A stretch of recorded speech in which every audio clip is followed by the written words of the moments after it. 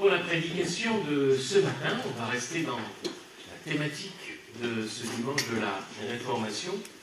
Et je vais commencer par une question. Ce n'est pas un interrogatoire, hein, ce n'est pas un examen, ce ne sera pas noté. Mais je vous pose la question quand même. Est-ce que vous connaissez les 5 affirmations fondamentales qu'on associe à la Réforme, qu'on peut considérer d'une certaine façon comme l'héritage théologique des protestants? Ça vous dit quelque chose, ces 5? Vous avez le droit de le dire en français, normalement je les cite en latin, mais si vous en latin c'est bien, hein, mais en français vous avez le droit. Ça vous dit quelque chose? Qu'est-ce que vous connaissez? Sola Scriptura, l'écriture seule, oui. La grâce. Sola Gratia, la grâce seule. Il y en a 3. C'est un bon début, mais il y en a 3. À Dieu seul la gloire. À Dieu seul la gloire, Soli Deo Gloria, à Dieu seul la gloire. Le Christ seul. Le Christ seul, Solus Christus, et à ses membres, voilà, c'est celui que vous citez en dernier, c'est celui qu'habituellement on cite en premier. La foi seule, sola fide. Voilà ces 5 affirmations fondamentales de la Réforme, qui sont en quelque sorte un héritage protestant, théologique, auquel on est toujours attaché aujourd'hui en tant que protestants et protestants évangéliques. La foi seule, c'est par la foi seulement qu'on est sauvé. La grâce seule, le salut est une grâce, c'est un cadeau de Dieu. Sola Scriptura, l'écriture, c'est-à-dire la Bible, est la seule autorité pour nous en matière de foi et de vie chrétienne. Solus Christus, Jésus-Christ seul, il est le seul chemin qui conduit à Dieu. Et puis, Soli Deo Gloria, comme dit précédemment, comme tout est don, tout est cadeau de Dieu, c'est donc à Dieu seul que l'on peut rendre gloire. Et ces 5 affirmations fondamentales de la Réforme, elles nous sont chères aujourd'hui encore, elles définissent bien quel est le cœur de la foi protestante. Et c'est le sola fide que j'ai mis en haut, qui est peut-être l'affirmation la plus fondamentale, la foi seule, parce que cette affirmation-là, elle est vraiment à l'origine du changement radical de Martin Luther, dont on a déjà parlé, et plus largement de la redécouverte de la bonne nouvelle du Christ par les réformateurs. Dieu n'attend de nous que la foi, rien d'autre. Aucune œuvre, aucun mérite de notre part, simplement la foi. Et c'est en particulier par la lecture de l'épître de Paul aux Romains que Luther a reçu de façon fulgurante, en quelque sorte, de cette conviction fondamentale. C'est lorsque, dans cette épître, l'apôtre Paul développe l'idée de la justice de Dieu, non pas comme celle que Dieu exercerait de manière implacable envers nous, mais la justice qu'il nous donne en Jésus-Christ, la justice que nous accueillons par la foi. Et ça se trouve dès le premier chapitre de l'Épître aux Romains. Après, vous savez, il faut des formules traditionnelles de salutation, de bénédiction. On a au début des lettres de Paul, puis une introduction dans laquelle il exprime son désir d'aller rencontrer les chrétiens de Rome. Il ne connaissait pas l'Église de Rome. Hein.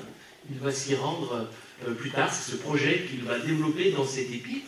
Et après avoir ces formules-là, il va dire en quelques mots ce qu'est le cœur de cette bonne nouvelle qu'il va développer ensuite tout au long de l'Épître aux Romains. C'est écrit assez dense, l'Épître aux Romains.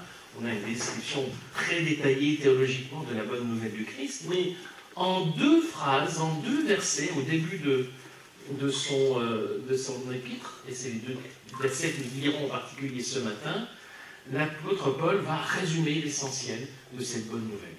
Ce sont 2 versets qui ont changé la vie du moine Martin Luther et qui ont fait l'effet d'une bombe pour lui, qui a fait éclater les carcans d'une religion où la pression des mérites, où le poids de la culpabilité l'oppressait. Et il a écrit lui-même à propos de sa découverte dans l'Épître aux Romains, je le cite, « Aussitôt, je me sentis renaître, et il me sembla être entré par des portes largement ouvertes au paradis même. Autant j'avais détesté ce terme de justice de Dieu, autant j'aimais, je chérissais maintenant ce mot si doux. Et c'est ainsi que ce passage des Écritures devint pour moi la porte du paradis. Et c'est cette porte du paradis qu'on va ouvrir ensemble ce matin. Je vous invite à lire ce fameux texte et voyons comment il peut être, peut-être pour nous aussi, une porte du paradis, en tout cas comment il peut être une formidable source de libération et d'espérance pour nous. On le trouve dans l'épître de Paul aux Romains, donc chapitre 1, les versets 16 et 17. C'est sans honte, en effet, que j'annonce la bonne nouvelle. Et la force dont Dieu se sert pour sauver toutes les personnes qui mettent leur foi en lui, les juifs d'abord, mais aussi ceux qui ne sont pas juifs. En effet, la bonne nouvelle révèle comment Dieu rend les humains justes devant lui.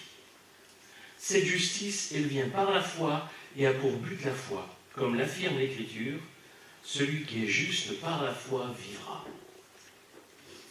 Voilà ces deux versets, cette porte du paradis pour Luther. Qu'est-ce qui était si libérateur pour Martin Luther à la lecture et à la compréhension de ce texte? Eh bien, c'est, comme déjà je l'ai évoqué tout à l'heure, cette notion de justice de Dieu. Une nouvelle compréhension de ce que constitue la justice de Dieu. Martin Luther, comme beaucoup de ses contemporains, était profondément angoissé pour son salut, rongé de culpabilité et redoutant le jugement de Dieu sur sa vie, sur ses fautes. Et puis c'était un temps où on insistait beaucoup sur le besoin de pénitence, etc. Et puis on faisait un trafic, c'est ce qu'on appelait le trafic des indulgences. On récoltait de l'argent, c'était pour construire en l'occurrence la basilique Saint-Pierre de Rome. Et puis on disait, voilà, si vous payez ça, ben vous aurez des mérites et puis vous allez plus vite sortir du purgatoire.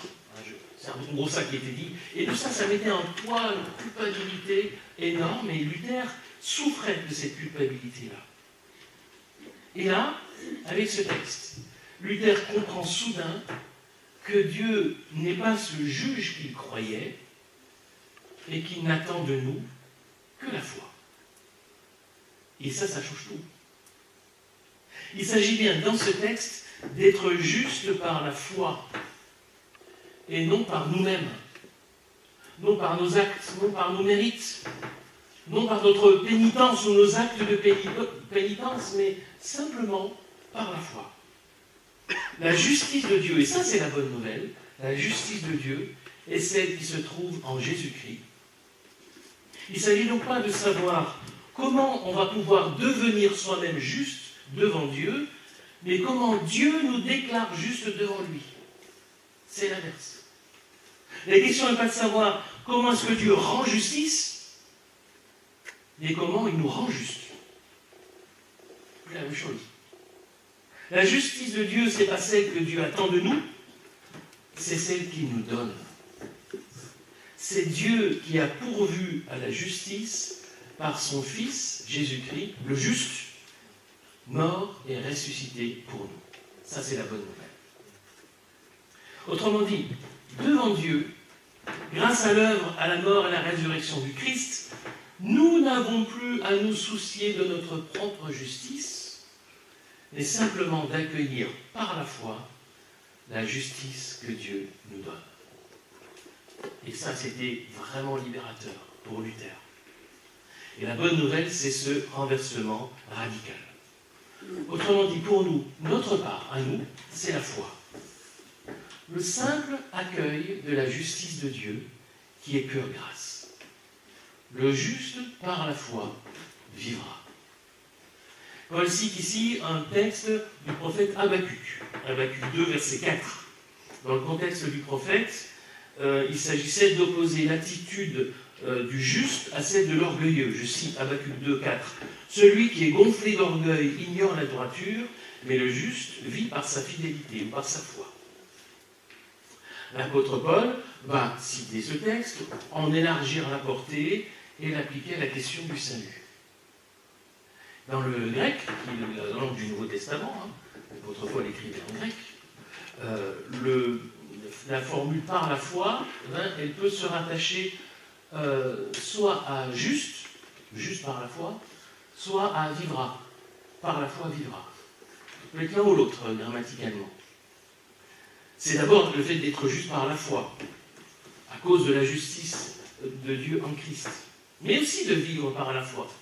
La formule qui précède immédiatement notre texte d'Habakkuk, l'apôtre Paul dit « Cette justice vient par la foi et a pour but la foi ». Littéralement, elle est par la foi et pour la foi. Autrement dit, la justice que Dieu nous donne en Christ, elle se reçoit par la foi, elle se vit dans la foi. C'est bien l'idée de la réforme, sola fide, la foi seule. Alors ça, c'est une bonne nouvelle pour nous à proclamer, à annoncer. Le juste par la foi vivra. Un des aspects principaux de la bonne nouvelle du Christ. Ce qui veut dire, cette affirmation-là, nous devons bien la comprendre pour ce qu'elle est, c'est-à-dire une libération. L'annonce d'une vraie libération. Le salut en Christ est une libération et pas un enfermement. C'est une grâce qui est reçue, ce n'est pas une nouvelle contrainte à laquelle il faudrait s'astreindre. C'est une question de foi et non pas une question de religion, d'effort ou de mérite. Sinon, ce n'est plus une bonne nouvelle. C'est plus une bonne nouvelle qui, je vous le rappelle, est le sens propre du mot évangile. Ça veut dire bonne nouvelle. Ce qui veut dire, première leçon que je tire de cela, c'est que nous devons prendre garde dans notre témoignage, dans notre annonce de l'évangile, à ce que nous proclamons, ou aussi à ce que nous laissons entendre par notre discours, par notre façon d'être. Est-ce que c'est bien une bonne nouvelle que nous annonçons? L'évangile que nous proclamons, que nous vivons, dans nos relations les uns avec les autres, dans notre relation avec notre prochain, est-ce vraiment une bonne nouvelle? Et pour cela, veillons à ne pas réduire la bonne nouvelle à un message figé, stéréotypé. Disons, voilà, évangéliser, c'est dire ça, ces mots-là, comme ça, et pas autrement. Mais en fait, c'est beaucoup plus ouvert que ça, me semble-t-il. Moi, je ne vois pas dans le Nouveau Testament une façon exclusive de dire la bonne nouvelle du Christ. En disant, voilà, c'est cette phrase qu'il faut dire, si on ne dit pas cette phrase, on n'a pas évangélisé. Non. En revanche, ce que je vois, c'est que cette bonne nouvelle, elle tourne toujours autour de la personne du Christ. Toujours autour de sa mort et sa résurrection. Toujours autour de l'œuvre qu'il a accomplie pour nous. Oui, ça c'est le cœur de la bonne nouvelle. Si bien qu'on pourrait dire, pour simplifier, mais ça me semble être l'essentiel, que la bonne nouvelle, c'est le Christ. La bonne nouvelle, c'est la personne et l'œuvre du Christ. Voilà quelle est la bonne nouvelle. Ce n'est pas un ensemble de doctrines auxquelles il faut croire à propos de Jésus. C'est la personne du Christ qu'il est possible de rencontrer aujourd'hui par la foi. La possibilité de cette rencontre, la possibilité d'une relation avec le Christ, la possibilité d'une réconciliation, on va dire, avec Dieu, ça c'est la bonne nouvelle. Ça c'est le cœur de la bonne nouvelle. Veillons donc aussi, et c'est plus important encore, me semble-t-il, à ne pas réduire la bonne nouvelle, l'évangile, à la transmission d'une morale ou la défense de valeurs chrétiennes. Sinon, si on réduit l'évangile à ça, on laisse entendre que devenir chrétien, c'est adopter des valeurs, adopter un comportement, et pas rencontrer le Christ. On se trompe.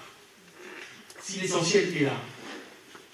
Et le risque, c'est qu'on va dire que tant que tu n'es pas rentré dans le moule, tant que ta vie n'est pas caractérisée par ces valeurs, tu n'es pas vraiment chrétien. Ce qui fait qu'on va douter de la conversion, on va douter de la sincérité de la foi, de ceux qui ne correspondent pas à ces standards-là, qu'on va édifier, à ce moule qu'on va former. Et on oublie qu'annoncer la bonne nouvelle, c'est annoncer le Christ, sa mort et sa résurrection, et la possibilité de le rencontrer par la foi. Ne nous trompons pas du cœur de ce message que nous avons à proclamer, c'est la personne du Christ. Une bonne nouvelle à proclamer, à annoncer, et une bonne nouvelle, à vivre. Le juste par la foi vivra, il vivra. Il y a le verbe vivre qui est associé à cette formule ici. Et la vie dont il est question ici, c'est pas seulement la vie à venir, la vie après la mort, comme s'il nous était dit que si on est juste par la foi, on va vivre après la mort. Bah, ça en fait partie, hein. Je ne dis pas le contraire, mais c'est beaucoup plus large, beaucoup plus vaste que ça. La vie dont il est question ici, c'est déjà la vie d'ici et de maintenant. La vie éternelle, c'est pas pour demain. La vie éternelle, elle commence aujourd'hui, dans la rencontre avec le Christ vivant. Ça, c'est la vie éternelle. Ça commence aujourd'hui. Et c'est par la foi qu'on entre dans cette vie et qu'on évolue dans cette vie avec le Christ. Autrement dit, on peut dire que l'accueil de la grâce, par la foi, c'est pas seulement la porte qui permet d'entrer dans le royaume de Dieu, c'est aussi le chemin qui parcourt ce royaume. La foi, c'est les deux. C'est la porte et le chemin à l'intérieur de ce royaume. La justice de Dieu, son salut, comme le dit Paul, est par la foi et pour la foi. Il ne s'agit pas de dire, bon, ben, on commence par la foi, et ensuite on passe à nos efforts, à nos œuvres, à nos mérites. On va placer notre foi en Dieu, et ensuite, nous, on va essayer de mériter tout ça. On va progresser, on va essayer de se sanctifier, on va essayer de progresser nous-mêmes. Ah non, c'est ouvrir la porte et ne pas emprunter le chemin. Le chemin de foi, le chemin du chrétien, le chemin du royaume de Dieu, c'est la foi. C'est toujours la foi. C'est seulement la foi. En fait, il y a un exemple à ne pas suivre dans le Nouveau Testament. Il y a parfois des exemples à suivre, mais aussi des exemples à ne pas suivre. C'est celle des chrétiens de Galatie. Dans l'épître de Paul, qui leur adresse aux Galates, il va leur reprocher de se remettre sous le joug de la loi, c'est-à-dire des mérites, des actions, des œuvres à accomplir, après avoir reçu la grâce. Il peut dire, par exemple, au début de son épître, je cite Galates 1,6, il y va franco, il dit « Je suis stupéfait de la rapidité avec laquelle vous vous détournez de Dieu. Il vous a appelé par la grâce du Christ, et vous tournez vers une autre bonne nouvelle, un autre évangile. » Et il ajoute immédiatement après pour dire qu'en fait, c'est plus une bonne nouvelle, c'est plus l'évangile. Et il dit un peu plus loin, au chapitre 3, « Comment pouvez-vous être aussi insensés? Ce que vous avez commencé par l'Esprit de Dieu, voulez-vous l'achever maintenant par vous-même »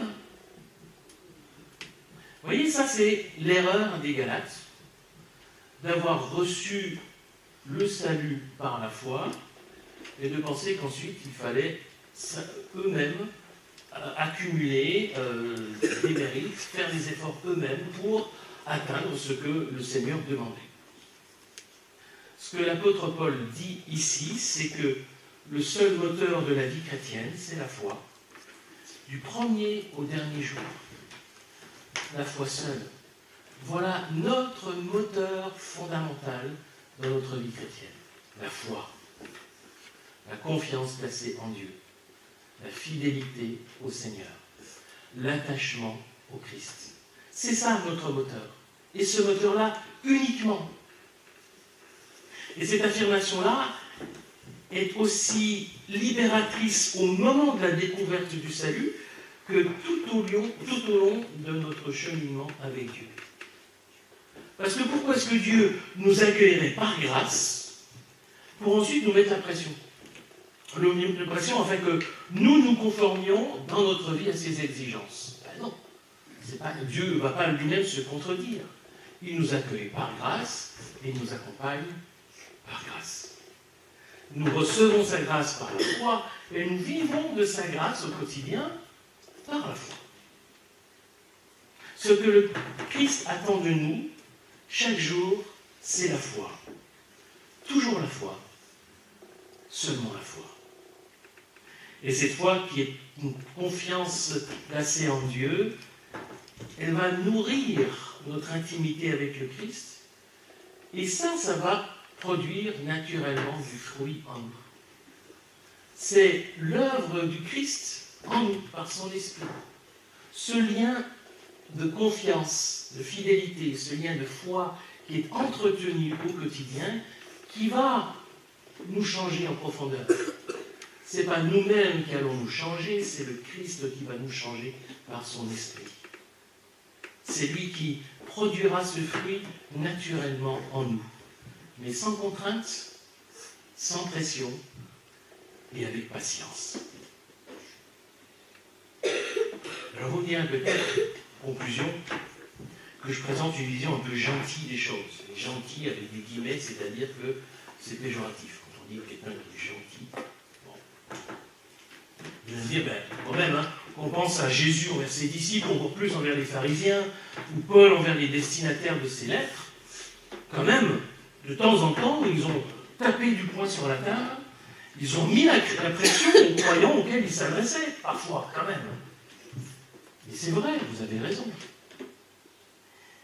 Mais est-ce qu'ils ne le faisaient pas pour les appeler à revenir à la foi et à la grâce, justement? Est-ce que ce n'était pas pour dénoncer leur pression abusive qu'ils mettaient sur les autres, voire sur eux-mêmes, et qui les faisait finalement négliger la foi et la grâce? Ils leur reprochent leur manque de grâce envers les autres. Ils leur reprochent leur manque de foi, de confiance en Dieu. Et parfois, il faut le dire fermement, parce qu'il est possible de les oublier l'une et l'autre. Alors revenir sans cesse à la foi seule, à la grâce seule, c'est la seule façon de s'en remettre pleinement à Dieu, de le laisser agir en nous, librement. Et c'est cela, cette bonne nouvelle à vivre et à partager. Amen. Amen.